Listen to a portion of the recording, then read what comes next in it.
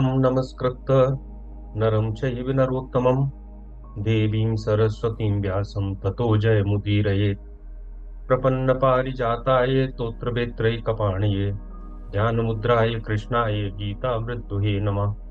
वसुदेवसुतं देवं कंसचाणूरमर्दनं देवकी परमानंदं कृष्णं वंदे जगद्गुरुं। आप सभी को प्रणाम। हमारा गीता की जो चर्चा का यह 8वां सत्र है और हम लोग दूसरे अध्याय के सांख्य योग पे बात कर रहे हैं। पिछले बार हम लोगों ने 16वें श्लोक तक की बात पूरी की थी। आज से हम 17वां शुरू करेंगे। आप देखेंगे कि अभी तक अर्जुन को जो मोह था, जो पाप का भय था, जो हार जीत के बारे में शंका थी,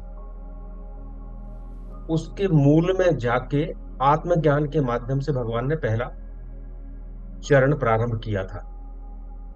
और अभी तक हमने देखा था कि भगवान ने यह कहा कि जो शरीर है, गतासून अगतासून, जो मृत है उसके लिए शोक नहीं करते हैं।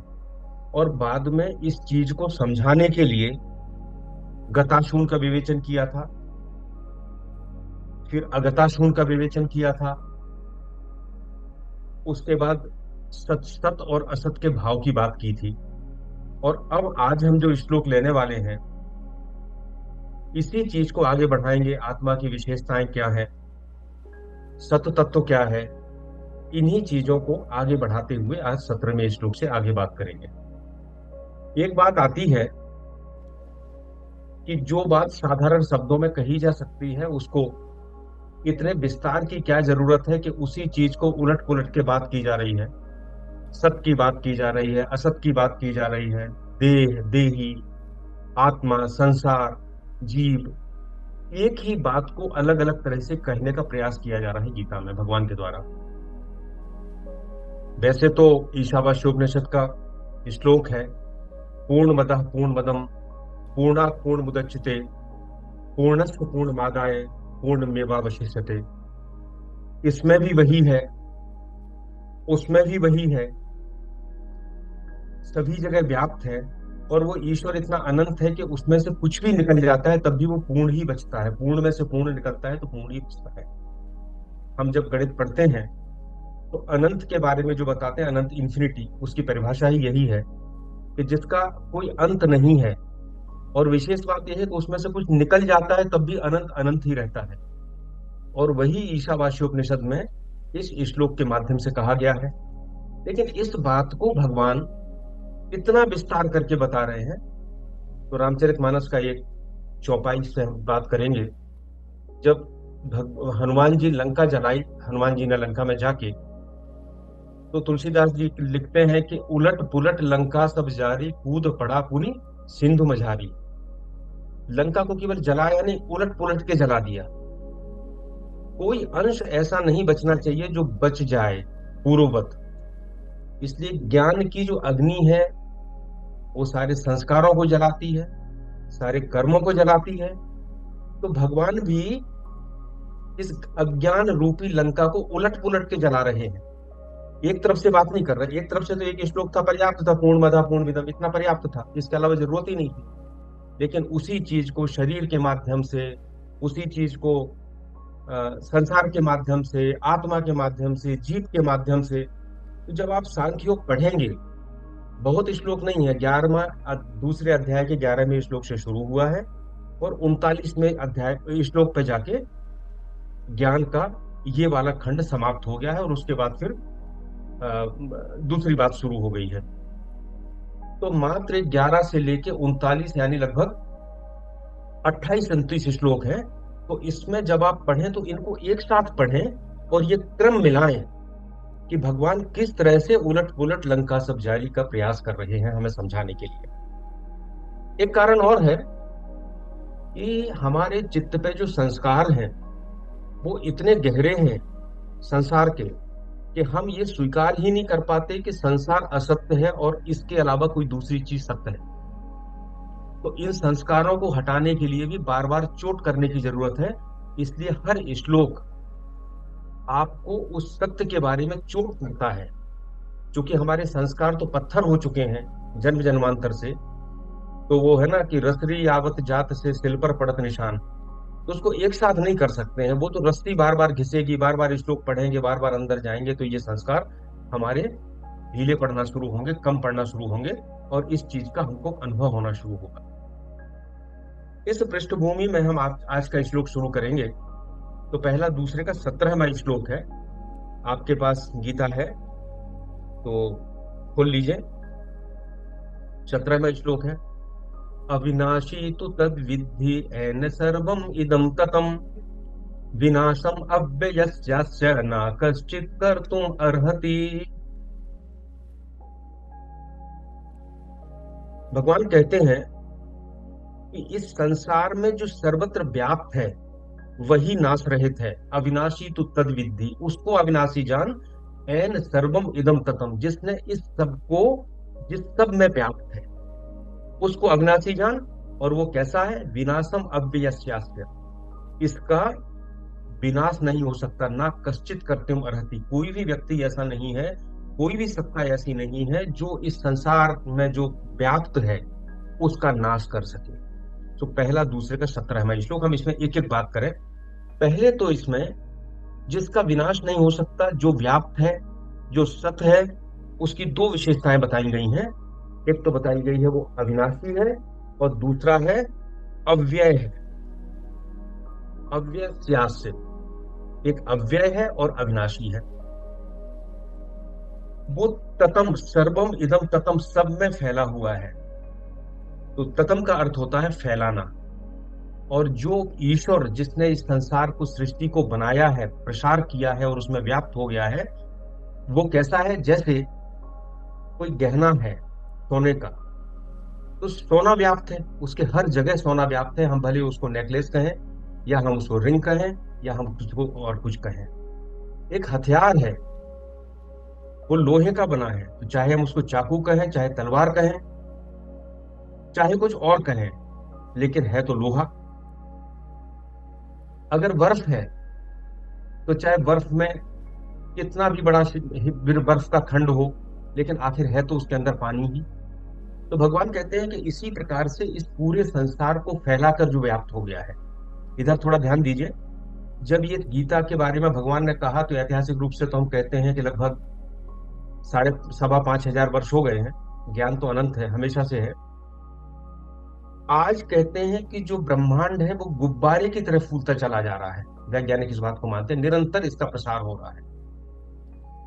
और जो आज हम बात कर रहे हैं, वही भगवान ने कहा ततम, इसको फैलाते हुए जो इसमें विस्तृत हो गया है। कितना साम्य है दोनों के बीच में। दूसरा कहते हैं अव्यय। अव्यय का अर्थ होता है जो व्यय नहीं होता है, और दूसरा होता है इसका अर्थ जिसमें कोई अवयव नहीं होता है। तो इसको इस तरह से समझें, सारे उदाहरण जो है सारे प्रमाणिक शास्त्रों के हैं। जैसे कोई कपड़ा है, कपड़ा अपने आप में एक इकाई नहीं है, उसके अंदर बहुत से धागे हैं, करोड़ों धागे हैं जो एक दूसरे में गुथे हुए हैं और उसने कपड़ा बनाया है। तो कपड़े का अवयव क्या हो गया? धागा हो गया। अगर हम उसमें से धागा निकाल देंगे तो कपड़े का अस्तित्व खत्म हो जाएगा। आप किसी भी चीज को देखेंगे, अगर उसमें अवयव है, उसका कोई अंश है, और जो चीज है वो अलग है, कपड़ा अलग है, धागा अलग है, तो धागा निकालने से कपड़ा खत्म हो जाएगा। लेकिन जिसमें अवयव है ही नहीं, ब्रह्म की जो, चूंकि ब्रह्म को बोला नहीं जा सकता, इसीलिए परोक्ष रूप से दूसरे दूसरे उदाहरणों से इसको बताने का प्रयास किया गया है। तो जिसमें अवयव है वो बढ़ेगा भी, घटेगा भी। और अवयव बढ़ेगा तो वो उस वस्तु का रूप बढ़ेगा, स्वरूप बढ़ेगा। अवयव खत्म होगा तो उसका रूप बढ़े, खत्म हो जाएगा। पर ब्रह्म में कोई अवयव नहीं, इसलिए उसको कहा है अव्यय।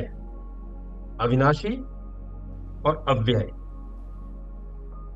अविनाशी, विनाश उसका होता है जो किसी सीमित क्षेत्र में होता है।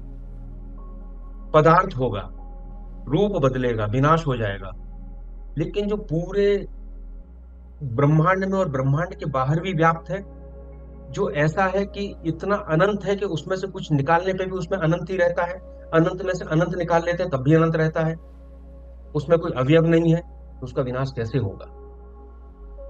तो सारा दर्शन बड़ा तर्क संगत है, लेकिन इस तर्क को हमें अपने अनुभव के साथ मिलान करना है, तभी यह हमारे अंदर दृढ़ होना शुरू होगा। अब एक चीज और है कि क्या है जो अनंत है, जिसका विनाश नहीं है, जिसके अवयव नहीं है, तो हम कहते हैं सच्चिदानंद, सतचित और आनंद। ये भी वेद से ही आया है। जिसकी सत्ता है, सत, जिसमें चेतना है, ज्ञान है, और जो आनंद स्वरूप है, ये तीन चीजें ऐसी हैं जो जिनका कभी नाश नहीं होता। जैसे सत यानी उसकी सत्ता है, हम कहते हैं कि सत्ता का अभाव क्या हो सकता है? असत हो सकता है। अगर हम एक बात मान लें कि सत का अभाव होगा तो अभाव को भरने के लिए भी कोई चीज आएगी। अगर सत का अभाव होगा तो उस सत से ही भरा जाएगा, किसी दूसरी चीज से नहीं भरा जाएगा। तो उसका कभी नाश नहीं हो सकता, कभी अभाव नहीं हो सकता। ज्ञान, चित, चेतना, ज्ञान में अगर हम कहें कि ज्ञान है और ज्ञान नहीं है, तो ज्ञान नहीं है कहना भी, इस ज्ञान नहीं है को जानने वाला कोई है, तभी तो उसने कहा ज्ञान नहीं है। तो जो जानने वाला है और जान रहा है कि ज्ञान नहीं है, यही भी तो ज्ञान हुआ। तो दर्शन कहता है, वेदांत कहता है कि ज्ञान का भी कभी नाश नहीं हो सकता, तो सत का कभी नाश नहीं हो सकता, ज्ञान का नहीं हो सकता, और जहां सत और ज्ञान दोनों होंगे वहां आनंद होगा। आप देखें, हम कहते हैं कि सुख का उल्टा दुख होता है, पर आनंद का विलोम कुछ नहीं होता। आनंद आनंद है। हम बड़े साधारण भाषा में कहते हैं बहुत सुख मिला, तो सुख मिला तो दुख भी मिल सकता है। पर आनंद जो है, जैसा सत और चित का अस्तित्व खत्म नहीं होता है, जो अनंत है, उसी तरह से आनंद है, और इन तीनों से मिलकर बना सच्चित आनंद, सच्चिदानंद, जो ब्रह्म का स्वरूप है। और इस श्लोक में भगवान ने 17वें श्लोक में अव्यय अविनाशी की बात कही, पूरे संसार में व्याप्त होने की बात कही, और कहा कि इसको नष्ट करने के लिए कोई सक्षम नहीं है। सो ये भी एक तरीका है उस ईश्वर की ओर निर्देश करने का, उस ईश्वर की सत्ता को बताने का। अगला श्लोक लेते हैं, 18वां श्लोक है दूसरे अध्याय का। अंतवंत इमे देहा नित्यस्योक्ता शरीरिणः अनाशिनो अप्रमेयस्य तस्माद् युद्धस्व भारत। वो कहते हैं इस नाश रहित, अप्रमेय, नित्य स्वरूप जीवात्मा के ये शरीर नाशवान कहे गए हैं, इसलिए हे अर्जुन तू युद्ध कर। तो तीन चीजें इसमें कही हैं। नाश रहित आत्मा को फिर नाश रहित कहा, अप्रमेय कहा, और नित्य कहा। और उसके ये शरीर, आप इसमें देखेंगे तो शरीर बहुवचन में है और आत्मा एक वचन में है। तो आत्मा तो सबकी एक है, उसमें कोई द्वैत नहीं है, इसलिए आत्मा को एक वचन में कहा गया। लेकिन उसकी तीन विशेषताएं फिर दे दी, आप देखेंगे फिर दोहराव हुआ है। अविनाशी पहले भी कह चुके थे, यहां भी वही वही कहते हैं, अंतमन इमे देहा नित्य सुख शरीर अनाशिनो, ये नाश नहीं होती है, अप्रमेय है और नित्य है। इसके बारे में हम चर्चा करेंगे। तो पहला तो इसमें श्लोक में ये भगवान बताते हैं कि अगर शरीर अलग अलग हैं, तब भी उसमें जो आत्मा है वो एक ही है, और इस श्लोक में उसकी तीन विशेषताएं बताते हैं। वास्तव में ये विशेषताएं नहीं है, ये कहना चाहिए कि हम अभी जब प्रमाण की बात करेंगे तो हम इसको कहेंगे कि जो चीज ऐसी है जिसके बराबर कोई दूसरा है ही नहीं, उसको हमेशा हम नकारात्मक ढंग से ही बता सकते हैं, ऐसा नहीं है, ऐसा नहीं है, नेति नेति करके ही बता सकते हैं। इसके बारे में हम अभी चर्चा करेंगे, पर अभी हम केवल इतना कहेंगे, पहले इसमें भगवान ने कहा है अनाशिना। अनाशिना फिर वही अविनाशी, जिसमें परिवर्तन नहीं होता है, जिसमें क्षति नहीं होती है, और एक और बात है, क्षति नहीं होती और किसी भी काल में नहीं होती है। काल और टाइम एंड स्पेस से जो परे है, उसे अनाशिना कहा गया। नित्य, नित्य मतलब जो सदैव है। नित्य भी दो तरह के होते हैं, हम सामान्य रूप से संसार में देखते हैं, तो एक सापेक्षिक रूप से हम नित्य और अनित्य देखते हैं। जैसे एक चींटी की जीवन काल अगर 2 दिन होता है, और मेरा जीवन काल अगर 100 साल है मनुष्य का, तो चींटी के लिए तो मैं नित्य दिखाई दूंगा। उसकी तो पीढ़ियां गुजर जाएंगी और वो हमें देखेगी तो लगातार है। लेकिन मेरी तुलना में अगर ब्रह्मा का जो काल है, वो मुझे नित्य दिखाई देता है, मुझे अपनी स्थिति अनित्य दिखाई देती है। वो इतना बड़ा काल है ब्रह्मा का, दिन और रात। हम संसार में हैं, हम हिमालय को देखते हैं, कहते हैं 15 करोड़ साल पहले इसका बनना शुरू हुआ था, और अभी भी वो जमीन से ऊपर उठता जा रहा है। क्योंकि दो प्लेट, जो भूगर्भीय प्लेट होती हैं, एशिया और यूरेशिया, अंटार्कटिका और यूरेशिया, ये दोनों टकराई और ये भारत का निर्माण हुआ वैज्ञानिक ढंग से।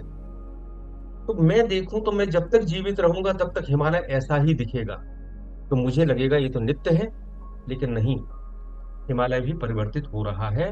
और शायद 15 करोड़ साल बाद ऐसी स्थिति फिर आ जाए, सॉरी 15 करोड़ नहीं, 1500 करोड़ वर्ष बाद, जब हिमालय फिर से मैदान बन जाए। क्योंकि जिसका जन्म हुआ है उसका विनाश भी होगा। तो हिमालय नित्य नहीं हो सकता, हमें नित्य लग सकता है, लेकिन आत्मा के लिए भगवान ने कहा ये नित्य है। इसका कोई इसका कोई तुलना नहीं कर सकते कि इसकी तुलना में नित्य है। ये हमेशा था, हमेशा रहेगा, और अनाशिना है, नित्य है। और एक बड़ा महत्वपूर्ण है, वो है अप्रमेय है। अप्रमेय क्या है? आप देखिए कि हम किसी चीज को प्रमाण से बात करते हैं, और प्रमाण से बात करते हैं यानी उस चीज की बात करते हैं जो इंद्रियों के द्वारा जाना जाता है, जिसको हम देखते हैं, समझते हैं, उसको हम प्रमाण से बात करते हैं। प्रमाण से बात क्यों करते हैं? इसलिए करते हैं कि हम किसी चीज को किसी ऐसे व्यक्ति को बताना चाहे जो उस चीज को नहीं जानता, तो मुझे ऐसी चीज बताना पड़ेगी जिसको वो व्यक्ति पहले से जानता है। जैसे मैं कहूं कि कल कल बहती नदी, अगर आपने कल कल शब्द नहीं सुना या आपने नदी को कभी अनुभव नहीं किया, तो ये कल कल शब्द आपके लिए व्यर्थ है। झरना, सॉरी, कल कल बहता झरना। लेकिन झरने की कभी आपने आवाज सुनी है, तो जैसे ही मैं कल कल कहूंगा वैसे ही आपको झरना आपके मस्तिष्क में बन जाएगा कि हाँ, ऐसा झरना होता है। साहित्य में वर्णन आता है नायिकाओं का, तो वो कहते हैं हिरण जैसी, हिरणी जैसी आंखें, मृगनयनी, हाथी जैसी चाल, तोते जैसी नाक। ये जितना मध्ययुगीन, जितना भी आप साहित्य देखेंगे, इसमें नायिकाओं का वर्णन ऐसे ही होता है। अब जिसने, मान लीजिए, केवल स्त्री देखी है लेकिन तोता भी नहीं देखा, हाथी भी नहीं देखा, जिसने मृग के नयन भी नहीं देखे, तो उसके लिए शब्द निरर्थक हो जाएंगे। तो हम दूसरे को वही बता सकते हैं वाणी के माध्यम से जो वह पहले से जानता है, उससे साम्य स्थापित कर सकते हैं। अन्यथा भाषा असमर्थ है कुछ भी कहने में। तो जब ब्रह्म की बात करते हैं, तो ब्रह्म, जो इशारे किए जा रहे हैं, क्योंकि ब्रह्म के बारे में बताया ही नहीं जा सकता, क्योंकि उसके बराबर उपमा कहीं है ही नहीं जिसके बारे में कहें कि ऐसा है।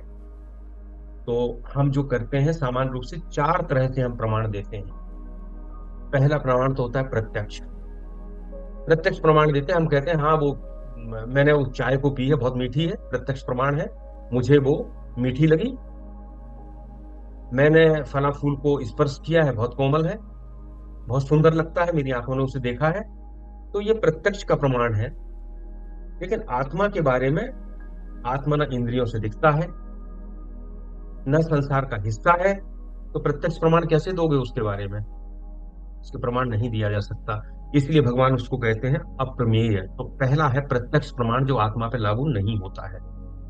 वेद कहता है यतो वाचा निवर्तन्ते अप्राप्त मनसा सह, जहां तक हमारी वाणी मन के साथ जाती है और उसको प्राप्त किए बगैर वापस लौट आती है, वो सीमा है। तो वाणी और मन दोनों संसार का हिस्सा है, उससे हम आत्मा का प्रमाण नहीं दे सकते हैं, इसलिए अप्रमेय है। दूसरा, एक हम प्रमाण देते हैं, उसको बोलते हैं अनुमान। जैसे कहीं धुआं दिखा तो हम मानते हैं कि आग लग गई। कल हमारे यहाँ भोपाल में बल्लभ भवन में आग लगी, मुझे भी ऑफिस जाना पड़ा क्योंकि देखना था कि क्या जल गया क्या बचा। तो क्या हो रहा था, वल्लभ भवन के जिस हिस्से से धुआं निकलना शुरू होता था तो लोग चिल्लाने लगते थे कि अरे इधर इधर आग बढ़ रही है, इस तरफ फायर ब्रिगेड ले जाओ। सो ये अनुमान प्रमाण है। हमें नहीं पता था आग लगी कि नहीं लगी, लेकिन धुआं हमें बता रहा था कि आग लगी है। ऐसा कोई प्रमाण आत्मा का नहीं हो सकता। तो प्रमाण का दूसरा तरीका अनुमान है, वो भी आत्मा पे लागू नहीं होता। तीसरे को कहते हैं उपमान। उपमान का अर्थ होता है जैसे उपमा देना। जैसे मैंने आपको पहले बताया, स्त्री की आंख को मृग की मृगनयनी कहना, किसी पुरुष को हम कहें नर केसरी है, मतलब इतना बलवान है कि शेर जैसा है, लेकिन शेर नहीं है, देखा है तो नर को कैसे नर केसरी समझेगा कोई। सो आत्मा जैसा कुछ भी नहीं है। अगर नर सिंह जैसा है तो नर केसरी कह दिया, हमने समझ लिया कि इतना बलवान होगा। लेकिन आत्मा को किसकी उपमा देंगे, इसलिए ये भी लागू नहीं होता। चौथा बहुत महत्वपूर्ण है, वो है आगम प्रमाण।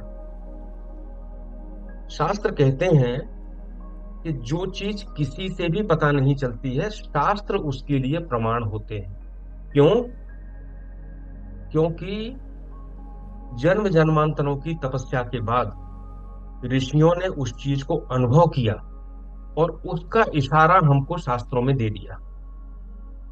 और एक आगम प्रमाण होता है, गुरु प्रमाण होता है। अगर गुरु भी उस स्तर का है तो वो भी ये बता सकता है कि इशारा कर सकता है कि ये इशारा है, अब तुम इस पे आगे बढ़ो। लेकिन जो आगम लिखे हुए हैं वो भी एक सीमा तक ही साथ देते हैं, वो भी आत्मा को अनुभव नहीं करा सकते।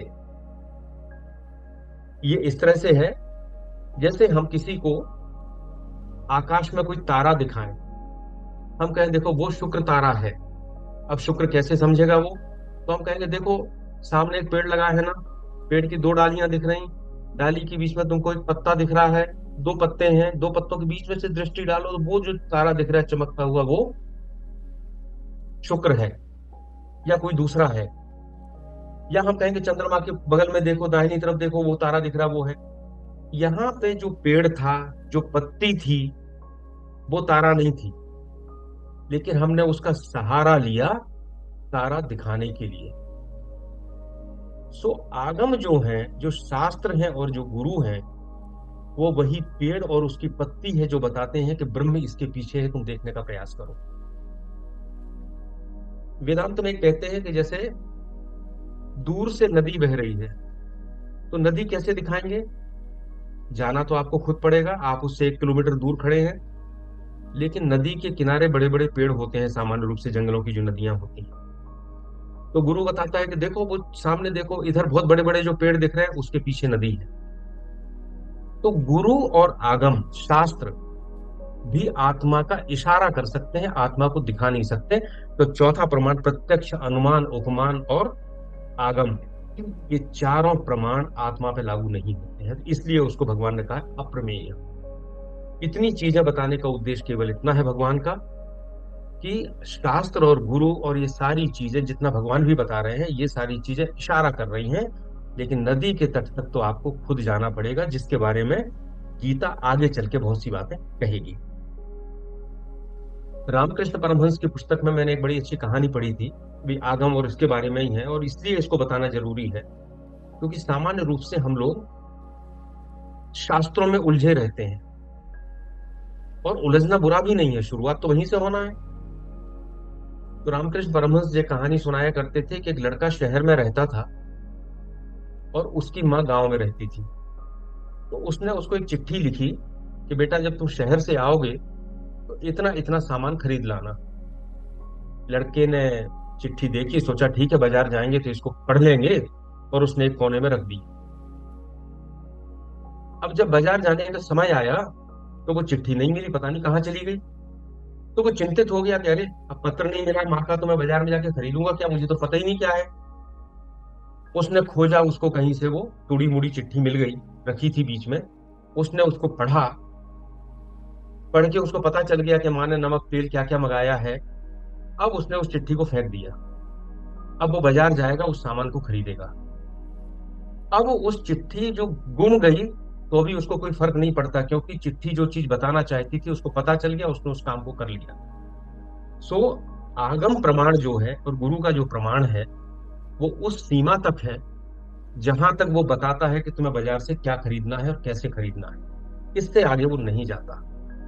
इसलिए अभी हम पढ़ेंगे जब दूसरे अध्याय में आगे, तो भगवान कहते हैं कि एक श्लोक है, यावान अर्थ उत्पाने सर्वथा संपन्नतोदके कावान सर्वेषु वेदेषु ब्राह्मणस्य भी जानता। वो कहते हैं कि जब ब्रह्म को कोई जान जाता है तो वेद का उपयोग उसके लिए उतना ही बचता है जितना अगर मेरे चारों तरफ जल प्लावन हो जाए, पूरे में पानी ही पानी हो जाए, तो छोटे से तालाब का जो महत्व मेरे लिए बचेगा उतना ही महत्व बचेगा, उससे ज्यादा नहीं होगा। सो हमें ये समझना है कि जो भी वेद है, शास्त्र है, पुराण है, गुरु की वाणी है, ये एक निश्चित सीमा तक यचो बाता निवर्तन्ते अप्राप्य मनसा है, ये सब वहीं तक जाएंगे।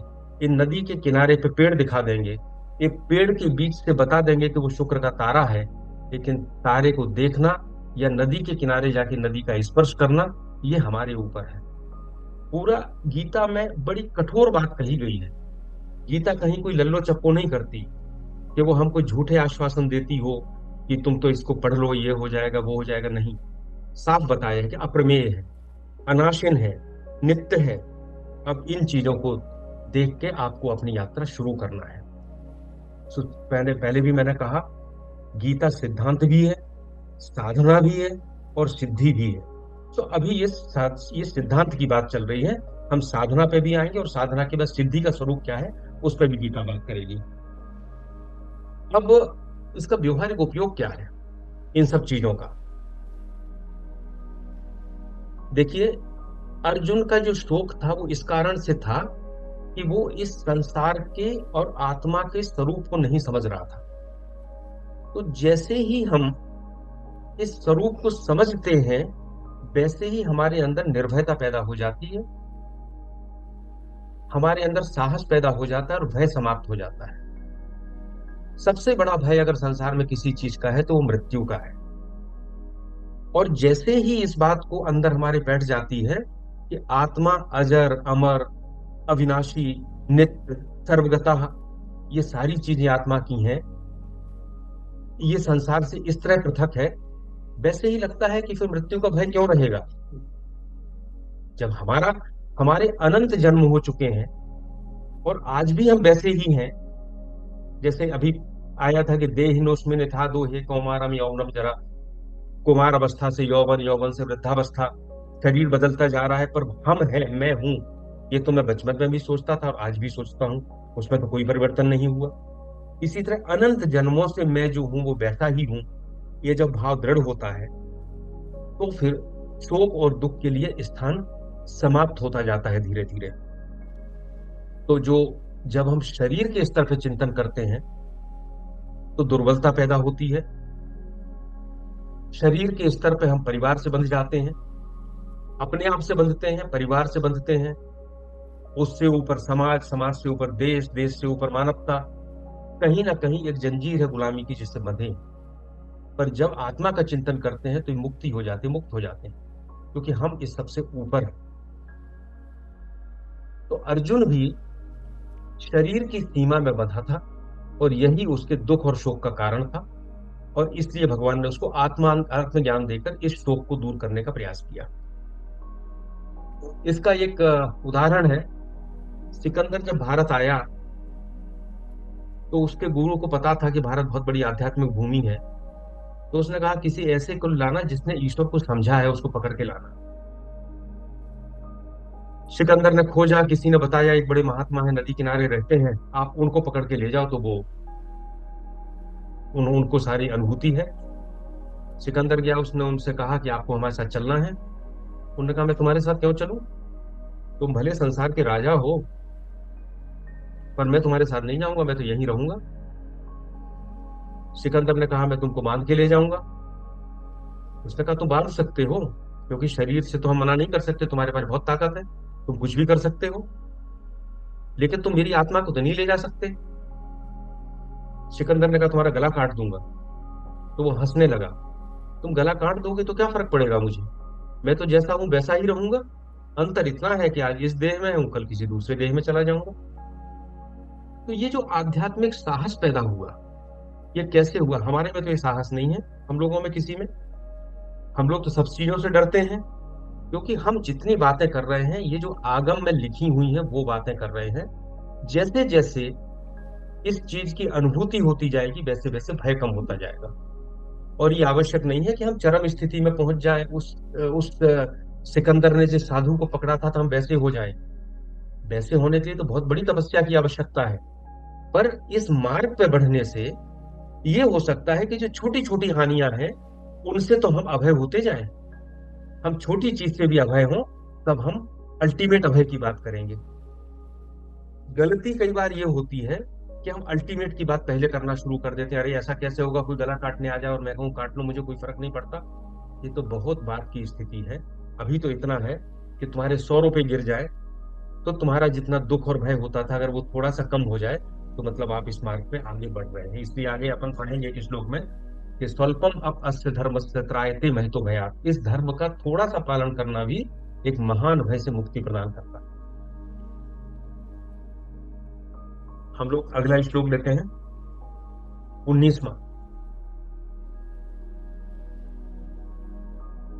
य एनं वेत्ति हन्तारं यश्चैनं मन्यते हतम् उभौ तौ न विजानीतो नायं हन्ति न हन्यते। भगवान फिर वही बात कहते हैं, जो इस आत्मा को मारने वाला समझता है, जो समझता है कि यह आत्मा किसी को मारती है, या जो इसको ये मानता है कि मर जाती है, मरी हुई है, वे दोनों ही नहीं जानते। उभय तो ना बिजारी, तो वे दोनों कुछ नहीं जानते। ना तो आत्मा किसी को मारता है और ना आत्मा किसी के द्वारा मारा जाता है। वही बात को दूसरी तरीके से फिर कहा है। क्यों कहा है, इसके पीछे कारण है। अभी तक भगवान ने जो बात की है, वो ये कहा है कि तू आत्म तत्व को पहचान, तो तेरे मन में जो निर्बलता आ रही है, क्षुद्रता आ रही है, वो क्षुद्रता दूर हो जाएगी, तो अभय हो जाए। अर्जुन के मन में दो तरह के भय भय थे। एक तो शायद कहीं अंदर अंदर ये भी था कि हम जीतेंगे हारेंगे क्या होगा। वो कहता है भी मैं जीतूं या हारूं, यदि वह जाइए यदु बायनु जाइयो तू, या तो वे जीत जाए या मैं जीत जाऊं। तो एक मन में ये भाव था, और इसलिए उसने शस्त्र डाल दिए थे। तो भगवान ने कहा था क्षुद्रम हृदय दौर्बल्यम त्यक्तो तिष्ठ परम तप, तू हृदय की दुर्बलता को त्याग दे और खड़ा हो जाए। लेकिन जब उस बात को अर्जुन नहीं समझ पाया, तो क्षुद्रता क्यों होती है और कैसे त्यागोगे, उसके बारे में सिद्धांत बताया कि जब तुम इस आत्मा को समझ जाओगे, तब तुम अभय हो जाओगे। तुम्हारे अंदर साहस पैदा होगा। एक तुम्हारा हिस्सा जो है भय का, वो समाप्त हो जाएगा। अब दूसरा हिस्सा भी है। अर्जुन कहता है ठीक है। उसने एक बात और कही थी कि मैं इन अपने चाचा मामा को मारूंगा, गुरुजनों को मारूंगा, तो इससे पाप पड़ेगा। दूसरा क्वेश्चन है पाप का भय। तो अभी तो मृत्यु का भय था, अभय हो गया आत्म तत्व को जान के। लेकिन पाप का भय कैसे दूर होगा? ठीक है हम सब कुछ कर लेंगे, लेकिन जब इनको मारेंगे तो पाप को पड़ेगा। तो ये बड़ा गहरा रहस्य है अध्यात्म का, जो भगवान कर्म का वो तरीका बता रहे हैं, जिससे हम पाप और पुण्य दोनों चीजों से अलग हो जाते हैं। सो ये 19वां श्लोक है, जिसमें भगवान ने कहा है कि जो आत्मा को मारने वाला या मरा हुआ समझता है, वे दोनों ही नहीं जानते। अ, तो केवल एक छोटी सी बात करें कि पाप की भावना क्यों आती है हमारे अंदर, कि ये पाप है ये पुण्य है। देखिए, हम लोग सांस लेते हैं। श्वास में करोड़ों बैक्टीरिया वायरस अंदर जाते हैं, मर जाते हैं। हम खाना खाते हैं, खाना का पाचन होता है, कितने तरह के बैक्टीरिया अंदर हैं। दही खाते हैं, लैक्टोबैसिलस जाता है, खत्म तो मरता तो होगा ना, वो जिंदा थोड़ी रहता। लेकिन क्या इन सब चीजों से जो पाचन हो रहा है, जो श्वास हो रही है, क्या इससे पाप और पुण्य पड़ता है? अगर इनसे पाप और पुण्य मिलता होता, तो हम तो निरंतर पाप ही कर रहे हैं। हम तो अपने जीवित रहने के लिए 24 घंटे कुछ ना कुछ हो रहा है। बुखार हो गया, मलेरिया हो गई, हमने क्लोरोक्विन की गोली खा ली, क्या हुआ? जो मलेरिया पैरासाइट थे वो मर गए। तो मलेरिया पैरासाइट अगर अरबों की संख्या में मर गए, तो क्या अरबों हत्याओं का पाप हमें हो गया? अगर ऐसा होता, तब तो फिर जीव का कोई उद्धार ही नहीं होता। संसार में आओगे तो ये तो सब अपने आप होगा, इसके बिना तुम जीवित ही नहीं रह सकते एक क्षण भी। तो इसमें बड़ा महत्वपूर्ण है। हम कर्म में आएंगे तब इसकी विशेष व्याख्या करेंगे, पर चूंकि यहाँ बीच में आ गया, क्योंकि यहाँ अकर्तापन की भाव की बात आई है। कोई भी चीज जो क्रिया और कर्म में अंतर है, क्रिया वो है जो स्वमेव हो रही है। श्वास चल रही है, श्वास हम लेते नहीं है। अगर हम श्वास लेते होते तो जिस समय भूल जाते, उस समय श्वास लेना भूल जाते, तो श्वास बंद हो जाती और हम मर जाते। पर ऐसा तो कभी नहीं होता कि हम सोते में भूल जाए श्वास लेना। श्वास तो हमेशा चलती है, क्योंकि वो अपने आप हो रही है। तो जो कुछ भी इस संसार में हम जिससे नहीं जुड़े हैं, जो स्वमेव हो रहा है, भले वो मेरे माध्यम से क्यों ना हो रहा हो, वो क्रिया है। और नियम यह है कि जो क्रिया है उसका कोई पाप या पुण्य नहीं होता है। तो जब हम कर्म इस तरह से करते हैं कि मैं खुद उससे नहीं जुड़ता हूं, तो सारा कर्म, चाहे वो किसी का भला कर रहा हूं, चाहे बुरा कर रहा हूं, चाहे मार रहा हूं, चाहे प्रेम कर रहा हूं, मैं उससे अपने आप को अलग कर लेता हूं, तो उसके पाप पुण्य से भी अलग हो जाता हूं। तो सिद्धांत ये है कि क्रिया में अगर मेरा ममत्व पैदा हो गया, मेरी आसक्ति पैदा हो गई, तो मेरे अंदर ये अभिमान है कि मैं इस काम को कर रहा हूं। और जैसे ही मैं कहता हूं कर रहा हूं, वैसे ही वो क्रिया कर्म के रूप में जुड़ गई। और जब क्रिया जुड़ गई, तो जब मैं जिस क्रिया का कर्म का मालिक हो गया, तो उसके फल का भी मालिक हो गया, तो फल की आसक्ति भी अंदर आ गई। तो अब उस क्रिया का, कर्म का जो परिणाम होगा, चाहे वो पाप हो या पुण्य हो, उसके लिए हम जवाबदार हो जाएंगे। अब भगवान अब बात करते हैं कि फिर अकर्तापन क्या है जिसमें हम नहीं जुड़े हैं। ये इस श्लोक का पार्ट नहीं है, लेकिन इस श्लोक को समझने के लिए मुझे लगता है कि बताना आवश्यक है। तो अकर्तापन की दो बातें मुख्य हैं।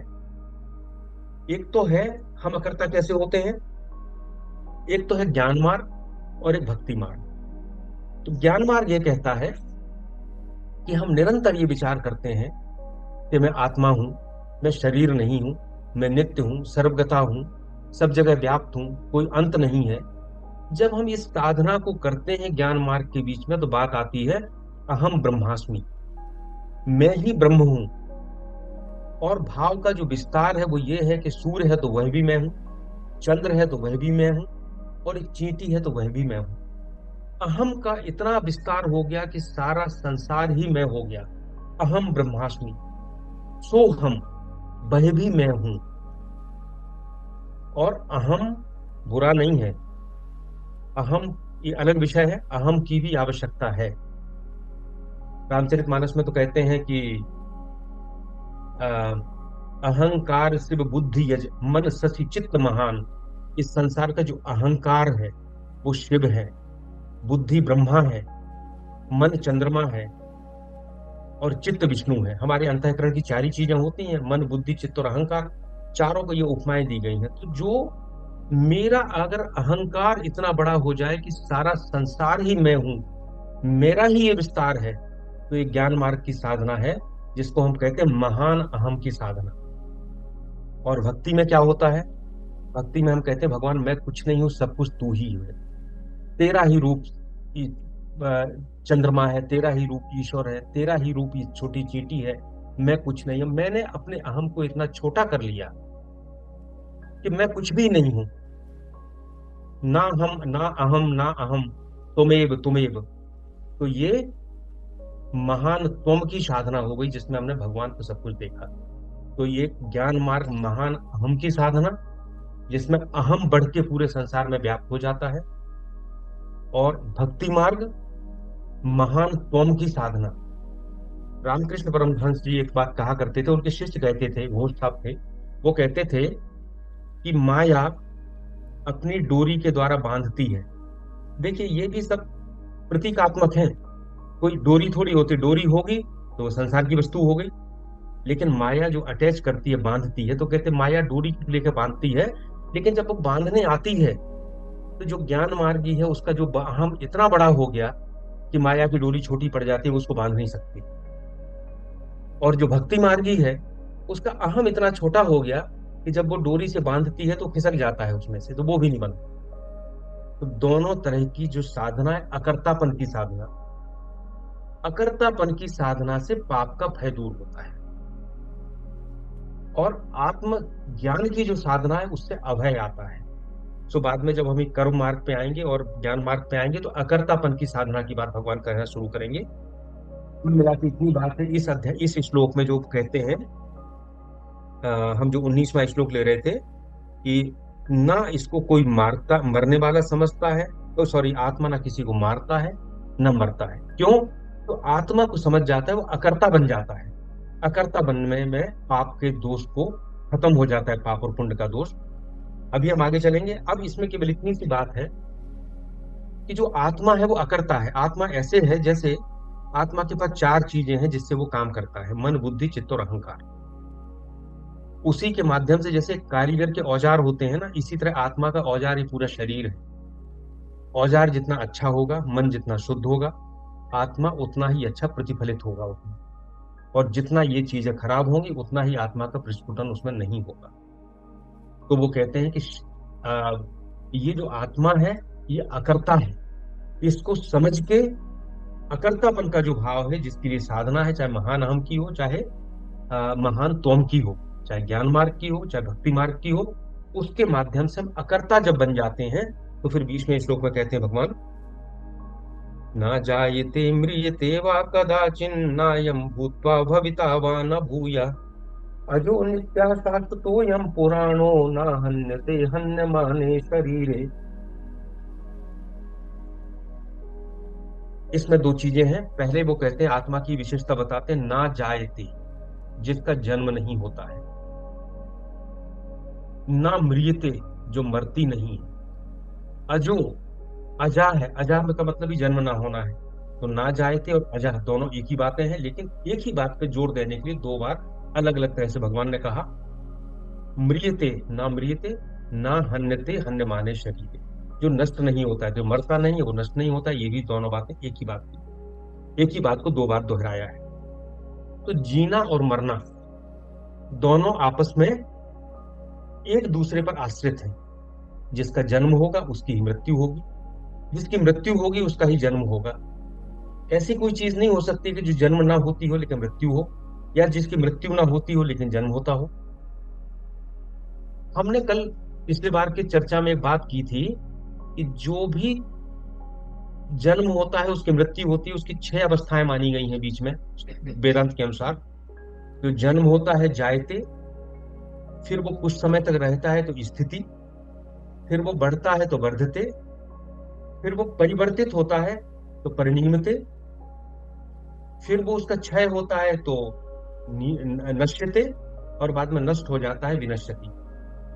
तो जिस आत्मा का, जिसका ना जन्म हुआ ना मृत्यु हुई, तो बीच की चीजें भी अपने आप खत्म हो गई तर्क के अनुसार।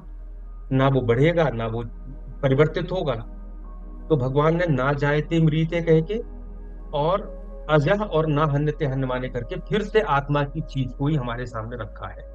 अब इसमें तीन चार चीजें और हैं इस श्लोक में। एक तो शब्द आया है शाश्वतः। तो शाश्वत का क्या है?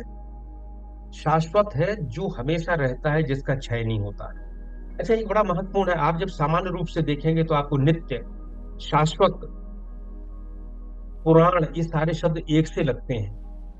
लेकिन चूंकि विषय इतना गूढ़ है कि जब हम इसके अंदर इसके बारे में बात करते हैं तो बहुत सी नई नई चीजें सामने आती हैं।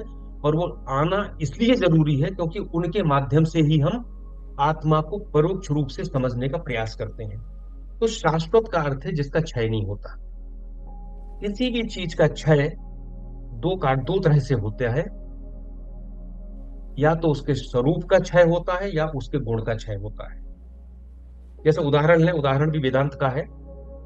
आग जल रही है, आग में से अगर हम ईंधन को अलग कर दें, आधी लकड़ियां अलग कर दें, तो आग का स्वरूप परिवर्तित हो जाएगा। उसका कुछ अवयव था लकड़ी, ईंधन, उसको हमने अलग कर लिया, आग का स्वरूप परिवर्तित हो गया।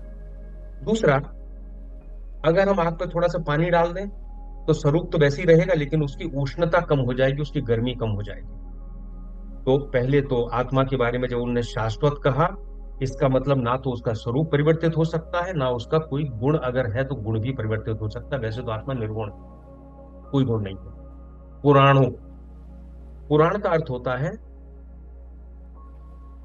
पुराणवा।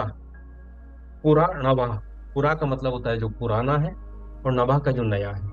अर्थात जो पुरानी चीज होती है तो पुरानी बोलते हैं हम उसको। लेकिन क्या कोई ऐसी चीज हो सकती है जो पुरानी है लेकिन सदैव नई है? तो आत्मा है इसलिए उसको पुराण कहा गया। इसलिए पुराण की जो कहानियां होती हैं वो पुरानी होने के बाद भी नवीन होती हैं, किसी भी काल में उनका रूप बदलता नहीं है। इसके बारे में कभी अलग से बात कर सकते हैं, बहुत बड़ा विषय है। नित्या, इसी श्लोक में नित्या कहा गया है। नित्या मतलब है जो अमरण धर्मा है, जो मरता नहीं है, वो नित्य है। तो ये तीन चीजें बताने के बाद भगवान कहते हैं ना हन्यते हन्य माने शरीरे। देखिए, मरना और मारना कब होगा? जब द्वैध होगा, ड्यूअलिटी होगी, एक मरने वाला होगा और एक मारने वाला होगा। लेकिन ना मरने वाला है ना मारने वाला है, सब कुछ आत्मा है। तो ये घटना कैसे हो सकती है? लेकिन वेदांत का दुरुपयोग भी, अभी हम लोग आगे जब बात करेंगे, वेदांत का दुरुपयोग भी नहीं हो सकता। लोग कहते हैं अच्छा अगर आत्मा ही सब कुछ है तो हम तो मार देते हैं किसी को भी, आत्मा ही तो है, हम तो ये पाप कर लेते हैं, आत्मा में तो कोई पाप लगता नहीं। पर बात इतनी आसान नहीं है, क्योंकि जिस चेतना की स्थिति की बात की जा रही है उस स्थिति पे जाके इस बात को सोचना पड़ेगा। और अगर हम इस संसार चक्र से बाहर होना चाहते हैं, पाप पुण्य से बाहर होना चाहते हैं, अगर हम बंधन से बाहर होना चाहते हैं, तो ये तरीका बताया गया है उसके लिए, उस स्थिति तक जाने के लिए। तो आत्मा मरना मारना द्वैत के राज में है और आत्मा अद्वैत है। फिर एक प्रश्न उठता है कि जब शरीर जड़ है और आत्मा अक्रिय है, तो फिर पाप और पुण्य का दोष किसको लगेगा? इस प्रश्न का अगर हम उत्तर नहीं देते हैं तो यहीं उलझ जाते हैं। फिर कहते हैं कि अच्छा शरीर ही तो शरीर को मार रहा है, हमें क्या फर्क पड़ता है, आत्मा तो अलग है, हम तो आत्मा है, तो हम तो कुछ भी करेंगे।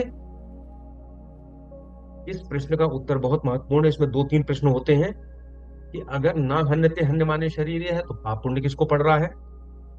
और फिर शरीर तो शरीर को नहीं मार सकता क्योंकि दोनों ही जड़ हैं, और आत्मा भी शरीर को नहीं मार सकती क्योंकि आत्मा तो अक्रिय है, और आत्मा आत्मा को नहीं मार सकती क्योंकि आत्मा तो अक्रिय है और हमेशा है, सदा है।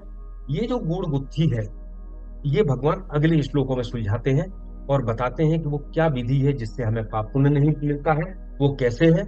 आज का हमारा सत्र समाप्त हो रहा है, तो हम इस विषय को लेके, इसी श्लोक को लेके आगे बात करेंगे।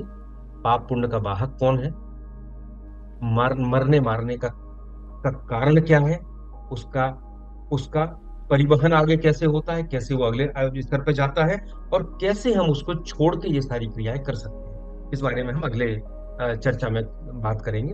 और अभी जो दूसरे का 20वां श्लोक है ये पूरा नहीं हुआ है, इसके बाद ही ये पूरा होगा। इति श्री कृष्णार्पणमस्तु। सर कोई पूछना चाहे, आप बोलना चाहें कुछ? सभी को नमस्कार। मैं केदार शर्मा। नमस्कार हाँ सर। हाँ ओपी, ये द्वितीय अध्याय में जो श्लोक 2 है, इसमें कृष्ण अर्जुन को अर्जुन से संबोधित करते हैं। श्लोक 3 में उसे पार्थ के रूप में संबोधित करते हैं, और श्लोक 14 में उन्हें कौन्ते और भारत के नाम से संबोधन दिया जाता है, और श्लोक 15 में पुरुष श्रेष्ठ कहा जाता है। तो ये अलग अलग जो श्लोक में उनको अलग अलग संबोधन दिए गए हैं, ये क्या किसी ज्ञान के उद्देश्य से है या उनके व्यक्तित्व के उद्देश्य से है? धन्यवाद। सर, जो गीता में विद्वान लोग व्याख्या करते हैं तो वो संबोधन को उस श्लोक के अर्थ के रूप में देखते हैं। तो जैसे जहाँ पुरुषर शब्द कहा गया है 15वें में, है ना, तो उसमें कहते हैं, उसमें भगवान ने उसके बारे में कहा जाता है कि पुरुष श्रेष्ठ कहने का कारण यह है कि उसने अपने कल्याण का रास्ता पूछा था। तो भगवान का सोचना था कि कोई श्रेष्ठ पुरुष ही इस तरह की बात करेगा, तो एक बार उन्होंने पुरुष श्रेष्ठ कहा। जहाँ कौन्तेय कहा जाता है उसके बारे में कहते हैं कि चूंकि कुंती भगवान की बुआ थी, तो जहां जहां भगवान ने अत्यंत प्रेम से अपनी कोई बात कहने का प्रयास किया है, वहां उन्होंने उसको कौन्तेय कहा है। जहां कई जगह प्रथा कहा, पार्थ कहा है प्रथा का पुत्र होने के कारण, तो वो भी उन्होंने जहां प्रेम बहुत प्रकट किया है वहां कहा है। जहां अर्जुन कहा है, तो अर्जुन के दो अर्थ है, एक तो है जो सीधा सरल है, और एक अर्थ होता है जो अर्जन करता है, तो दोनों को अर्जुन कहते हैं। तो अगर उन श्लोकों को आप देखेंगे तो ये हमें अपना भाव डेवलप करना है कि अर्जुन क्यों कहा। तो सामान्य रूप से आप देखेंगे कि ऐसे श्लोक में भगवान कहीं ना कहीं एक व्यक्ति को जो सरल है उसकी महत्ता स्थापित करते हैं। कहते हैं कि भगवान ने गीता युधिष्ठिर को क्यों नहीं सुनाई? युधिष्ठिर तो धर्म के मामले में बहुत ऊपर थे, लेकिन अर्जुन को क्यों सुनाई? भीष्म को सुना देते, भीष्म तो बहुत बड़े ज्ञानी थे। इसलिए सुनाई कि अर्जुन मन से सरल था और उसने स्वीकार कर लिया था कि ये हमारा, उनको गुरु मान लिया था। शिष्यस्ते हम साधि माम तो हम प्रपन्नम, में आपकी शरण में हो। तो जब मन से स्वीकार कर लिया था, सरल था इसलिए सुनाई। तो जहाँ सरलता की बात आती है वहां अर्जुन कहा है।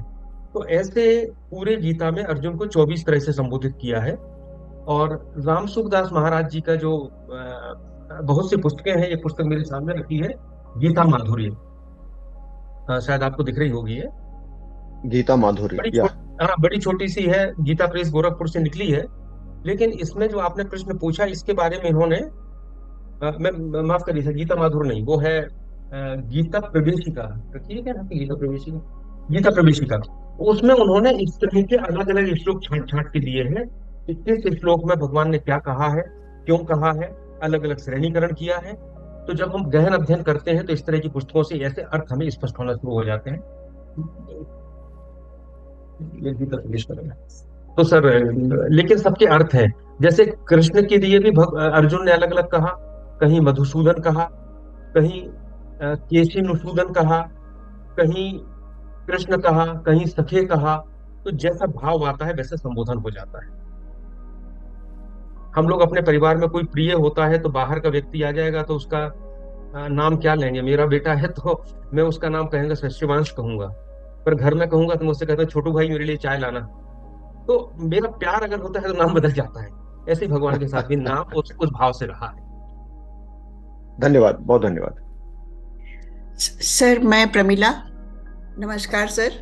पहले तो मैं नमस्कार। आपका आभार व्यक्त करना चाहूंगी कि आपने गीता को पढ़ने, जानने और समझने के लिए हमें एक नई दृष्टि प्रदान की है और उसकी इतनी सुंदर व्याख्या की है कि हमें अपने आप गीता पढ़ने में अब बहुत मजा आने लगा है। मेरा एक सवाल धन्यवाद। है कि जब हम ये कहते हैं कि आत्मा अजर है, अमर है, अविनाशी है, तो जब हमारी सृष्टि का प्रारंभ हुआ होगा, जब मनुष्य का अस्तित्व ही नहीं था कहते हैं, तो ये आत्मा कहाँ थी? ये सब आत्माएं कहाँ थी? नंबर एक। नंबर दूसरा मेरा सवाल ये है कि यदि मान लीजिए इन आत्माओं का तब भी अस्तित्व था, तो इसका मतलब ये हुआ कि हमारी जो पूरी दुनिया की पॉपुलेशन है, हम कह रहे हैं कम हो रही है या बढ़ रही है, तो ये बढ़ेंगी कैसे? अच्छा, ठीक है। पहले तो हमने आत्मा का जो रूप समझने का प्रयास किया है उसको समझ नहीं पाए हैं। आत्मा क्या है? जैसे सूर्य निकला है और हमने 100 घड़े रख दिए, हर घड़े में सूर्य प्रतिबिंबित होगा, पर सूर्य तो एक है। सूर्य तो 100 नहीं हो सकते हैं, 100 घड़ों में 100 सूर्य दिखाई दे रहे हैं। अब एक घड़े के पानी में हमने हलचल पैदा कर ली तो सूर्य उसमें हिलता डुलता दिखने लगा। एक घड़ा शांत है, उसमें सूर्य बिल्कुल शांत दिख रहा है। एक घड़े में हमने लाल रंग डाल दिया तो लाल रंग के पानी में सूर्य लाल दिखना शुरू हो गया। तो आत्मा कहीं है नहीं। आत्मा तो एन सर्वम इदम ततम, जो सारे ब्रह्मांड में व्याप्त है। जब ये ब्रह्मांड नहीं था, हमारी सृष्टि नहीं थी, तब भी ऐसा नहीं था कि एक ही सृष्टि थी। रामचरितमानस में कहा है कि रोम रोम प्रति लागे कोटि कोटि ब्रह्मांड। भगवान का जो स्वरूप है, एक एक रोम में करोड़ों करोड़ों ब्रह्मांड लगे हुए हैं। ये ब्रह्मांड निरंतर बन रहे हैं, निरंतर विनाश हो रहा है इनका। सो ये कहना कि जब हमारी सृष्टि नहीं थी, कहाँ था? ये जो कुछ है अनंत है, उस अनंत में जो व्याप्त है वो आत्मा है, वो ईश्वर है। और ईश्वर जो हमारे घड़े रूपी शरीर में जो प्रतिफलित हो रहा है वो आत्मा है। और उसने ये समझ लिया कि घड़ा ही मेरा है, वो भूल गई कि वो प्रतिबिंब जो है वो सूर्य का है। सो वो जीव बन गया क्योंकि वो शरीर के साथ संलग्न हो गया। सो कहाँ थी जैसा कोई प्रश्न ही नहीं है। आत्मा अलग अलग नहीं है, वेदांत के अनुसार, अद्वैत वेदांत के अनुसार एक ही है। सो अगर जनसंख्या बढ़ती है तो जनसंख्या बढ़ना कुछ नहीं है, केवल नए नए घड़े तैयार किए जा रहे हैं। सूर्य तो एक ही रहेगा, एक ही है।